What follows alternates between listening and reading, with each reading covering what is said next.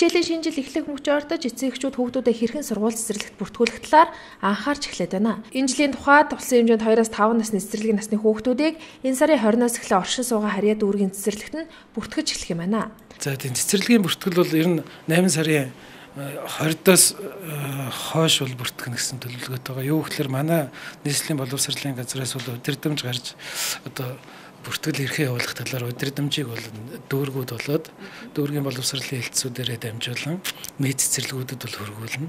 Ингээ хөргүүлсний дараа бол цэцэрлэгийн бүртгэлийн ажил бол эхэлнэ. Харин 1-р ангид элсэн орох сурагчдыг өнгөрсөн хавар бүртгэсэн ч эрсдэн 70% таа байгаа учраас энэ сарын сүүлийн өдрүүдэд нэмэлтээр бүртгэхээр төлөвлөсөн байна. Ер нь бол нодлон жилээс эхлээд бид нэр энэ 1-р ангийн хэлсэлтийг бол хавар авдаг тийм журмаар бүртгэж эхэлсэн шүү дээ. Тэгээ хавар бүртгэж эхэлсэн. Тэгээд яг хуу манай эцэг эхчүүд маань бүр уламжил болоод хөвшсөн. Намар одоо ингээл 8 сарын 25-нд л бүртгүүлдэг гэдээ хөвшсөн байгаа учраас бүртгэл маань бол хангалттай тоонд бол хүрч чадаагүй тий.